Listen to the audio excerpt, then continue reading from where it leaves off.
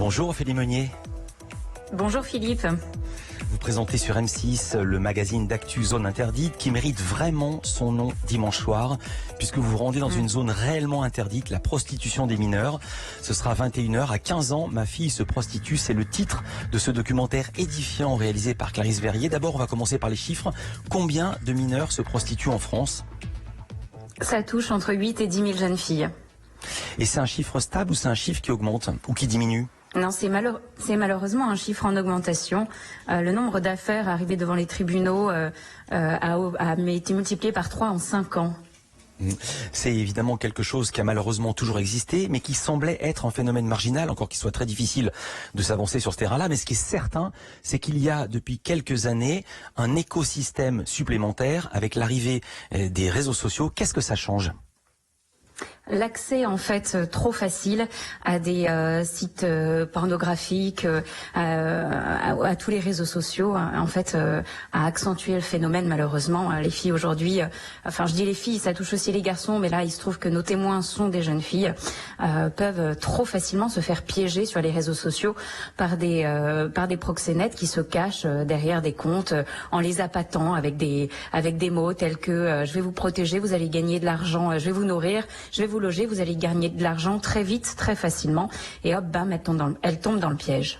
Exactement, elle tombe dans le piège et également elle racole. Ça commence très très fort, votre sujet, avec le témoignage d'une maman qui a retrouvé des annonces de sa fille de 14 ans qui racole sur Snapchat, sur Instagram.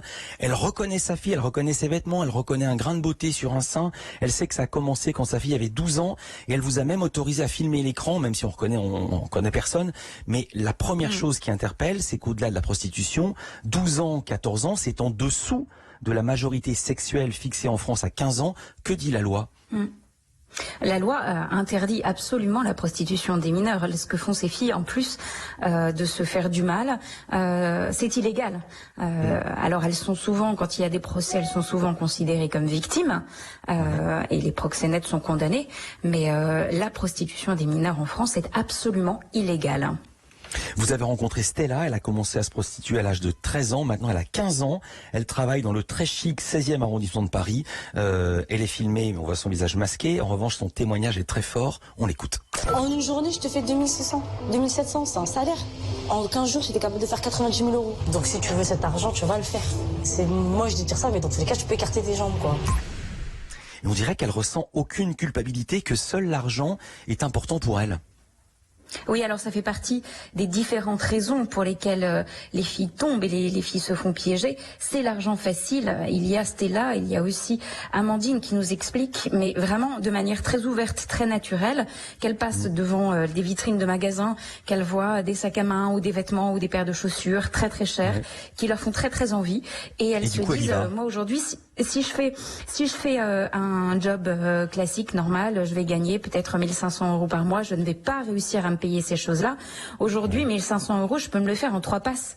Voilà, donc qu'est-ce que je choisis ? Eh ben, je choisis ça. Et c'est terrifiant, mais c'est ce qu'elle nous explique. On va entendre Amandine tout à l'heure. Au passage, Stella dit qu'elle peut gagner en 15 jours 90 000 euros. Les gens qui nous écoutent, comptez combien de temps il vous faut pour gagner 90 000 euros. Les proxénètes recrutent sur les réseaux sociaux sans se cacher. Ils sont même très contents de gagner autant d'argent. Vous montrez une vidéo où on les voit déchirer ostensiblement des billets de 50 euros pour leur dire que 50 euros pour eux, c'est pas un problème. Et puis il y a une image très très forte parce qu'il y a aussi un côté d'impunité. On se dit mais que fait la justice ? Image très très forte filmée par Clarisse Verrier. C'est à la sortie de son procès, il y a un jeune homme qui était accusé de proxénétisme et qui sort totalement libre. Ce qui peut arriver. Et là, il se filme en train de jubiler, il s'exclame, et je cite, parce que vous avez sous-titré, il crie « Je suis libre, tellement libre, putain, on a tout niqué sa race, putain ». Il attend même pas dans la rue, il fait ça à la sortie de la salle d'audience, dans les couloirs du palais de justice, il se cache même pas, et au passage, on découvre que le proxénétisme est beaucoup moins risqué que le trafic de stupéfiants. Oui, c'est absolument terrifiant aussi. C'est une des leçons du documentaire de dimanche soir. C'est incroyable, mais oui, en France, aujourd'hui, on paye plus cher de dealer de la drogue que de dealer des êtres humains. Donc ces gars font ça parce que finalement les peines sont moins lourdes, ils risquent moins et c'est édifiant ce moment à la sortie du tribunal. Ce jeune garçon qui est donc condamné en tant que proxénète jubile, il se dit allez ça y est, c'est bon, mon procès est passé, finalement j'ai pas pris grand chose et le soir même il recommence. Donc il faut absolument que les choses changent à ce niveau-là aussi.